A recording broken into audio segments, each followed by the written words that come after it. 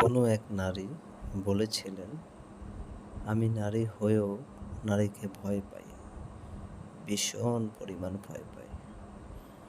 নিশ্চয়ই নারীদের ষড়যন্ত্র খুবই ভয়ানক। এরা সফলতা হাসিমুখে গ্রহণ করলেও ভেতরে ভেতরে আপনার সফলতা নিতেও পারবে না, আবার সহও করতে পারবে না।"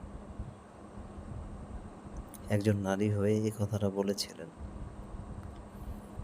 যেমন আমি আরেকটা কথা শুনেছিলাম, মানুষের নজর একজন উটকে রান্নার পাতিল পর্যন্ত নিয়ে যেতে পারে এবং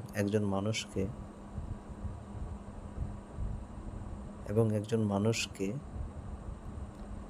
মৃত্যু পর্যন্ত নিয়ে যেতে পারে।